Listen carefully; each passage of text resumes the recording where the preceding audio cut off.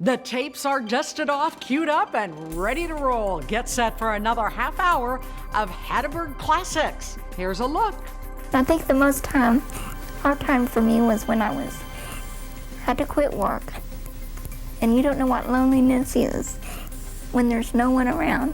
Stricken with a progressive, debilitating disease, this McPherson woman stayed positive and learned to enjoy life no matter her circumstance. I followed her courageous story through the years and will share it with you coming up. Also, anyone that has not lived in a small town, just like Brittain, has missed an awful lot of life. Ralph Henderson loved his hometown and loved his job. He was 93 and still running the drugstore his father founded in the 1880s. His life is a precious piece of Kansas history, preserved on videotape. Stick around for that. Plus, a Kansas couple devotes their lives to caring for and educating people about endangered species. See how they help visitors connect with those amazing creatures and develop a heart for saving them. hello, I'm Susan Peters. It is great to have you with us. It is, and I'm Larry Hatteberg, and those are just some of the stories we'll show you on this week's edition of Hatteberg's People.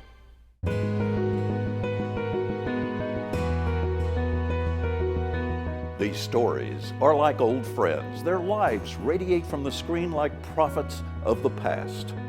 They were teachers, but not in a classroom. Instead, they taught about life to those around them who cared to listen, and I was their student.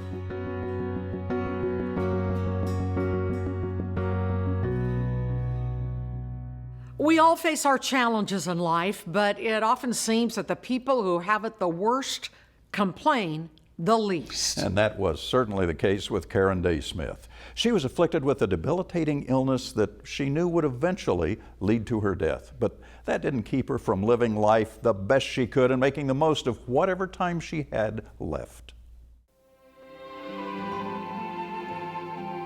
I don't know, I've always just been a happy kid, ever since I was little. If optimism were gold, Karen Day Smith of McPherson would be a rich woman, but perhaps in another way, she already is. Hey, I just go on. It doesn't bother me, don't feel sorry for me. I just go on. It was 1977 when I first met Karen. She had just graduated from high school and was packing for college. Karen has spinal muscular atrophy, a disease that comes under the heading of muscular dystrophy.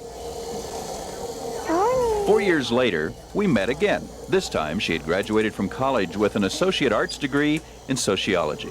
She immediately went to work for a bank in Hutchinson. Later, as the disease progressed, she had to quit. Good morning, First Federal. I think the hard time for me was when I had to quit work. And you don't know what loneliness is when there's no one around.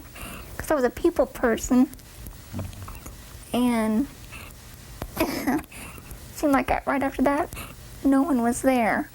People would come by, but it's not like every day you go to work, you're around people. So I had to adjust to that really, really hard at first, but now I'm used to it. You think it's gonna rain? Then in the early 80s, Karen met Terry Smith. He had seen her story on the telethon.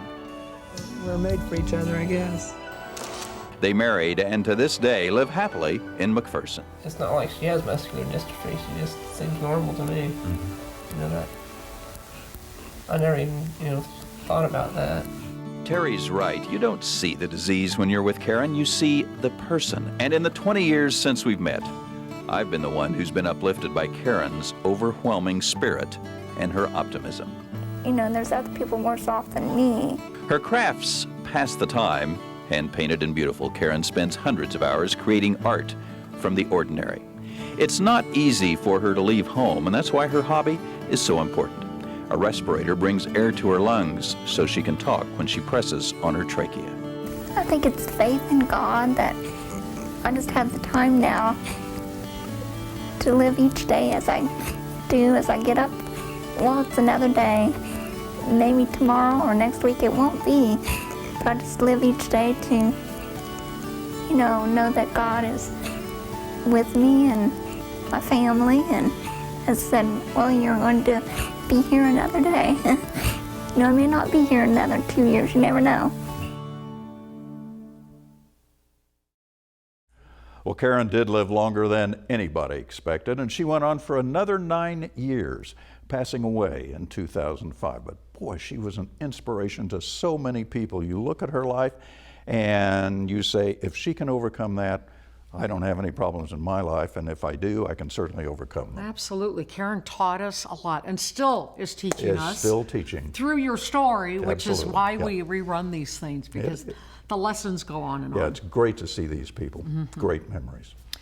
The man in this next story lived a life that spanned from the days of the Wild West shoot-'em-ups to the days of grunge music and Seinfeld. Yeah, Ralph Henderson was almost as old as his hometown. His life and his drugstore remain an important part of history for the town of Brittain, Kansas. Oh, you've been down this road before. 160 Highway as it eases into Brittain, Kansas in eastern Cowley County. Brittain has that small town look about it. A wide main street, muddy pickups, and Ralph Henderson's drugstore. That's Ralph behind the counter filling prescriptions. Folks around here call him Doc. Well, my hobby has been my store. Ralph's hobby has lasted a long time. This 93-year-old pharmacist runs the same drugstore his father founded 100 years ago. It is the oldest drugstore in Kansas, operated by one family, and Ralph may be the state's oldest practicing pharmacist. I have to be around where there's noise and visiting and a little fun. That's another function of Ralph's drugstore. It's a place for residents to meet over a cup of coffee and a place to catch up on the latest news. Now, Gene there just came in. He's a pretty good visitor, but he's thinks he has to be working all the time. You can't be in a hurry in Ralph's drugstore, and nobody ever is. Still, 70 years as a pharmacist is a long time. Thank you. So why has he stayed at it? Oh, I don't know, it's just, You like people. well, how do you know I like people? Well, I haven't been around here for 30-some years for nothing. I know a few things about you anyhow. Oh, well, that's nice. His drugstore is like the old general store. Sell a little, talk a I'll little, tell you right. and take time Let's do to know the people. growing up. Anyone that has not lived in a small town, just like Brittain, has missed an awful lot of life. Empty stools means that coffee time's over. Ralph's back with his pills in his drugstore that offers a dose of the past and a prescription for living. From Brittain, this is Larry Hatteberg.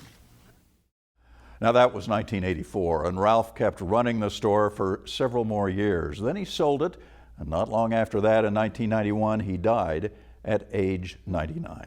The store didn't stay open much longer, and now it sits abandoned, unfortunately, like much of downtown Brittain these days. But Ralph is still remembered, considered something of a legendary character. Even those who aren't old enough to remember him have heard about him, and that is a legacy. That is a legacy, and the unfortunate thing is if you go to Brittain today, and I was just down there the other day, a lot of the downtown is just gone. It's just abandoned, and along with the drugstore. I hate to and see it's a that. shame. I do too, and it's horrible, but it's where we are today. Maybe someday we'll be doing a story someday soon about the rebirth of downtown Brittain. That would be wonderful. All right. Here are a couple of more Kansans who are doing what they love and making a difference. Tom and Rita Harvey raise wild animals and educate the public about endangered species. I guess in some small way, I feel like we're doing our part here, even in Caney, Kansas. We're doing our part to help the Endangered Species Program. Come here, let's find a place to lay down here. Come here. Tom and Rita Harvey of Caney, Kansas are idealists, preservationists, conservationists, Oh, you're grumpy. and some might even call them crazy. He's just pretty laid back. He's 5 years old. Tremendous animal, one of the most phenomenal animals I've ever seen before in my life. He weighs approximately 600 pounds. It's about 10 foot long from the tip of the nose to the tip of his tail. You know how lucky I am. They own the Safari Zoological Park in Caney, This is a lifelong dream, and I don't want to do anything a else. zoo and a wildlife refuge all rolled into one. You notice their eyes are really close together? This is a love of our life, and it's really a labor of love. And if you think you're going to make any money at it, if a person would go into the business for that, then you're in it for the wrong reasons. Hi, Sam. Come here, Sam. They started the zoo in 1989. Hi, girl. It was open to the public in 1994. You're jealous, aren't you? Every penny they make goes to support the zoo and to educate the public. Show them how smart you are, Dan. Get your lock. Combined with their parents, the Harveys have 150 years Let's give him a hand. of experience in the care of raising the exotic Hi, animal. Mr. Baboon. What he likes to do is try to drop that lock on my head, knock me out, and then attack me. The zoo gives guided tours. Well, you can actually see the animals up close if you want. This way, visitors don't see just cages. We don't try to teach the animals tricks here at the park. Instead, they know the stories about the animals and their habitat. Want to pet him, you can just reach up here and pet her right back here. Humans, mankind continues to take over the planet, so to speak. These guys are going to be pushed out of their natural habitats. Eventually, the only place that these animals will be found will either be refuges in Africa or Asia, and in zoos here in the United States. Most people go outside and play with the dog or the cat. We go out and play with the lion, the tiger. And remember, this is not just a zoo. It's also a research facility. The captive research that we've done here includes the birthing of 16 baby tigers, 24 baby lions, and a couple of the black leopards that we've had. If you look real closely, you can see the spots under their black hair, because they really are the same kind of cat as the spotted leopard. Oh. In this home movie, a Siberian tiger decided she'd rather have her cubs in the Harveys' bed. It was just a phenomenal experience. That's how close this family is to their animals. That's why we're so well bonded. They think I'm their mother. Yes. Oh, I know it. Yes. Hi, May. We all have just a certain amount of time here, and then you're gone, and we want to strive to do what we can for the animals and for people. There's a lot of people that say, well, you shouldn't keep an animal in a cage. Well, you know, you can keep an animal in the cage and work with it every day, and it can be a happy animal. We're doing the natural look now. All right. All right, boys, let's go. Thanks much. Thank you, guys. I just wouldn't want to do anything other than what we're doing now. Now, a quarter of a century later, Tom says the Safari Zoological Park is twice as big with a lot more animals, including kangaroos and camels. It is included in many lists as one of the best travel destinations in Kansas. It is also one of the most well-known. That's why it's on that list, so people know about it. And by the way, you need to go visit. It is located just 2 hours southeast of Wichita. And I remember when I was down there doing the story, he showed me pictures. He had let a tiger have its babies on his bed. On his bed. I will never forget so that. Cool. And they are so cute when they're small and so terrifying when they're big. Terrifying, but I bet they're so cute They are. as They're newborns. fun. Great place to visit. Public art has become a popular way to spruce up small towns. Yeah, in 2002, Carol Long was in the midst of a big project to enhance the town square in St. John. Yeah, there's a lot of heritage going on here.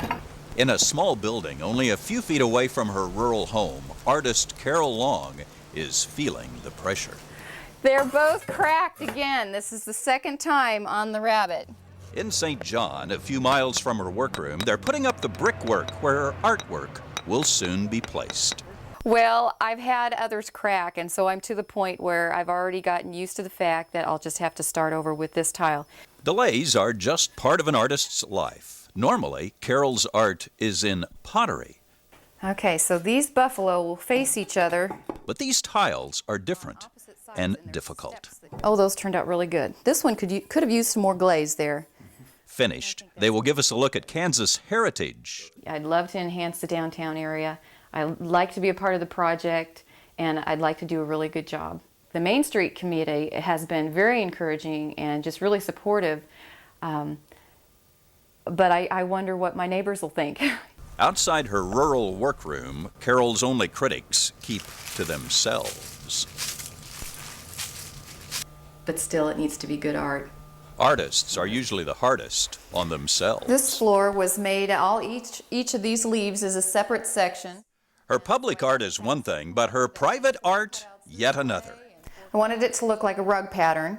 Here, she created a stunning tile floor, creating the tiles themselves, and taking this bathroom to another level of artistry. And I don't think I'm done. I think I need to go clear around the rest of the room with this mosaic, and I've got plenty of broken tile to do that with.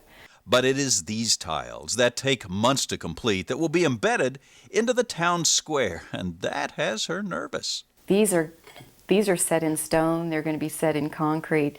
They're going to be there to stay. So this is going to be a new experience for me to drive through town, you know, and see all these up and think, oh, I wish I had more time with that. Okay, this one fits. So a portion of Carol's handmade ceramic towels become a permanent fixture in the St. John town square. It looks good. This tile looks good. So from these fruit vines to rabbits to buffalo, St. John artist Carol Long does what most hometown artists only dream, being recognized in her own hometown. Okay, these are okay. Those are better. Now, Carol says she finished the project later that year, and the tiles are still in place, and of course, people love them. One of her current projects is trying to establish a community art studio and a museum in St. John. She's an incredibly creative woman, and living in that small town, people don't realize how much artists do for a small community. But she's one of those who is living the life of an artist and really helping the communities in these wonderful, beautiful ways. And bringing in a lot of visitors, I imagine. Absolutely, I hope. Now to a couple more ladies who work to beautify their hometown. Tescott is a tiny little burg northwest of Salina. Lea and Marie Lee were two civic-minded sisters-in-law with green thumbs. It's a place where clothes still hang on the line, where bugs rest in summer heat, and where Lea and Marie Lee take volunteerism to new heights. We save the seeds each year. In this park in Tescott, Kansas, two sister-in-laws spend countless hours pruning, snipping, and planting to make the town's park a beauty spot on the prairie. And the little kids will come up here, snitch a flower, take home to their mother. They are champions of beauty who prefer to be talking with the flowers rather than a camera. They get so tall, I had to tie them up with. I've got 2 ropes of nylon hose. They're holding them back off of the flowers. Lea was asked to help with the park a couple of years ago. Yes, it's a lot of work. It takes about 2 hours to deadhead this whole row. She and others cleaned it up. Then she started planting her own flowers. Then her sister-in-law decided to help too. Now they are harvesting beauty in the midst of summer heat. Makes you feel proud. The land was given by a former bank president. Trees were added, given by others. Then mini gardens were planted around each tree. We've even trimmed trees. Lea and Marie are perfect examples of how a little volunteerism in a small community can make a big difference. Are we doing enough work?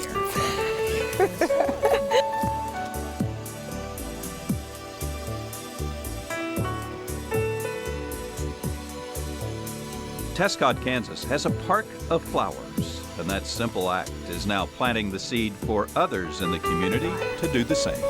That's dry right in there, isn't it? Now both Lea and Marie have passed on, but their legacy continues as other volunteers have taken over, and they continue to keep Lions Pride Park the pride of Tescott. And you know, in a small community, sometimes people will just go out and do what needs to be done. What needs to be done? Yeah, and they do it with love and care. And those two ladies had the love, and they certainly cared. And the best part about that is they will never be forgotten. No, they won't. Now that that park is there forever and they keep it up, they'll never be forgotten. It lives on. The man in this next story is another Kansan of the past who has a timeless message for those of us living today. Now, Floyd Brittain never had it easy. He grew up during the Depression, had to put his life on the line in World War II, and his wife died young. Then his eyes started failing him, but Floyd just kept moving forward, making the best of every day. When Floyd Brittain sits down to read, the print must be huge and the paper inches from his face. Floyd is legally blind. I don't want to sit at home. I've got to get out. Because Floyd still has partial sight, he uses a bicycle for transportation. Every day, like clockwork, Floyd makes what he calls his rounds. That's Floyd's code for seeing old friends. I think you can just sit around and you fall apart if you don't get out and sort of get around and mix and talk and visit with people that kind of keep up on what's going on in the town.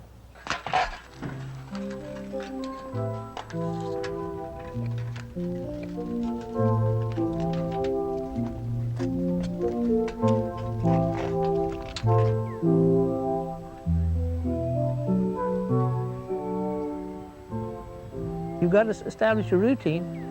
You can go in there and sit down. You won't sit long, because that undertaker's going to come haul you away.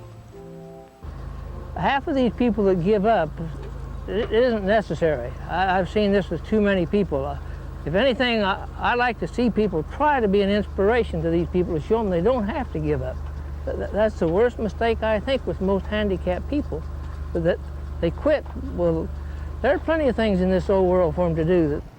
Through faded eyes, Floyd feels more than he sees. And he feels good having his daily coffee with friends, including the mayor. What's going on here? They share a little coffee, tell a few stories, and give Floyd Brittain a reason to get out of his house. Hey, we wasn't going to tell you that. The man told the truth. I sure told the truth. This is what living is all about for Floyd. You won't find him sitting at home feeling sorry for himself. Instead, you'll find him on life's front row. He keeps us on our toes. He's going to Hollywood next month? Yeah. If we could have his autograph. We'll see you. Sure, his friends give him a hard time, but he loves it. There's another thing you'll notice about Floyd. Despite his visual handicap, depression is not a problem. Depression, I said, there's only one kind of depression I ever knew, that is hard times. So, no, I say, enjoy every day of life all you can. Get out and do the best you can every day. This year it's going to be different. I'm going to beat you. No. I'm going to beat you by a week. No. I have to come down every year and teach him how to be a gardener. Behind the soda pop vending machine at Buckeye's Supply, Floyd continues with his appointed round. We give him 2 street lights, now he says they're not bright enough. Daggone it. Floyd Brittain lives for life's little moments, and although visually handicapped, he probably sees more of life than most of us. From El Dorado, this is Larry Hatteberg. Floyd had another 28 years in him before passing away in 2013 at age 94. Made the best of a difficult situation every time. And another 28 years. Yeah, That's great. 28. Okay, another show in the can. Those were some real gems, Larry. Thank you, thank you. Everybody out there just loves these shows. I hear it all the time in the grocery store. Well, I appreciate it. And I love doing them because I just love telling the stories of great people. These are the real people of Kansas. Hatteberg's people at kpts.org is our email address if you want to send us an email. Until next time, I'm Susan Peters. And I'm Larry Hatteberg. Join us again next time, of course, for the classic stories that help tell the story of Kansas history through its people, Hatteberg's people. Thanks for watching. We'll see you again soon.